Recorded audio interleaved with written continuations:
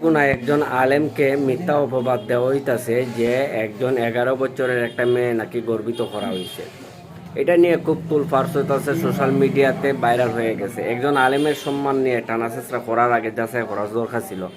মেয়েটাকে DNA test করার পরেও জানা গেল বা অন্যভাবে জানা গেছে যে মেয়ের নানা নাকি তাকে বুক করেছে, তাকে গর্ভবতী বানিয়েছে।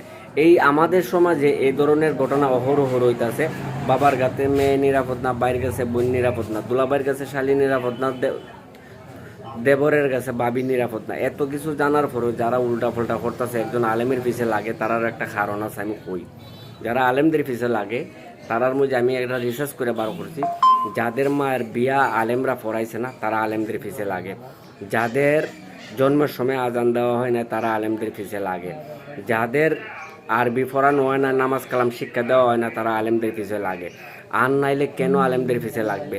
শুধু তাই না, রাসূল সাল্লাল্লাহু আলাইহি ওয়াসাল্লামের হাদিস অনুযায়ী আপনারা একবার যাচাই করে দেখবেন, যারা আলেমদের বিরোধিতা করে, যে এই মানুষগুলা এরকম করে নেটিজেন আর হলুদ মিডিয়া কোন, এদের খোঁজখবর নিয়ে দেখবেন যে তাদের মায়ের ব্যাকগ্রাউন্ড একটু গাইডটা দেখবেন, গাড়াগাড়ি করলে অনেক কিছুই পাওয়া যাইব যে তার জন্মটার মধ্যেও বেজাল আছে।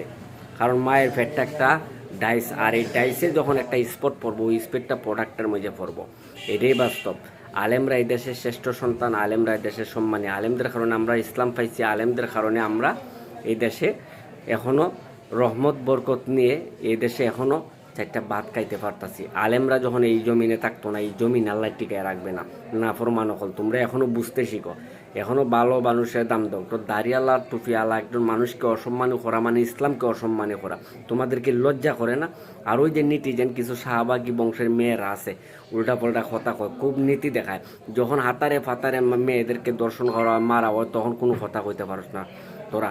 আর এখন একজন আলেমরে মিথ্যা অপবাদ দিছস না জানি না বুঝা, খুব বেশি ভিউ ব্যবসা শুরু করছস না, সাটামি শুরু করছো ইহুদি নাসারার বাচ্চা। তোমরা, তোমাদের কি লজ্জা করে না? তোমরা একজন আলেমের পিছে লাগো, জানি না শুনে লাগো না। এই কয়দিন আগে মামুল হক সাহেবের মিথ্যা অপবাদ ফাঁসানি হয়েছে। এইভাবে একের পর এক তোমরা এইসব কাজ শুরু করছো। তোমরা কি পাইছো? তোমরা যদি এই দেশে ভালো লাগে না, আলেম ভালো লাগে না, তাহলে কুত্তা কুত্তির মতন তোমরা পার্কের ঘুরে গেছি ফাঁসা বাইকা, তোমরা অবৈধভাবে সন্তান তোমরা যন্ত্র দেও, তাহলে তোমাদের কথা কইব বেজ্জতি হল। এই যে মহিলাগুলা মাতে তোমাদের ডিএনএ টেস্ট করলে যে কত হাজার পুরুষ যে তোমাদের সাথে মিলবে, তোমাদের গার্লফ্রেন্ড আছে, বয়ফ্রেন্ড আছে, এই ফ্যান আছে, সেই ফ্যান আছে, হাফ প্যান আছে, ফুল প্যান আছে, তোমাদের তো অভাব নাই। এই জন্য তো তোমরা বিয়ার সাথে হইলে সারাসারি হয়, এইটা জায়গায় এইটারা চাইরা, এইটা জায়গায় এইটারা চাইরা, তোমরা শান্তি নাই। আর সব দোষ হয় পুরুষদের। আসলে তোমরা কপাল আল্লাহ মোহর মাইরা দিছে, এই জন্য তোমরা কোনো জয় না। এই ফেসবুক একটা অ্যাকাউন্ট যদি মহিলা আইডিতে খোলা যায়, বোঝা যায় অবৈধ নারীর সন্তান কতগুলো আছে এই দেশের মধ্যে। এখনও সাবধান হয়ে যান, আলেমদের বিরোধিতা করে নিজের ইমানটাকে নষ্ট করে না। যারা আলেমদের বিরোধিতা করে তাদের মৃত্যু হবে মুনাফিকের। সবাই ভিডিওটা শেয়ার করে দিবেন। ধন্যবাদ।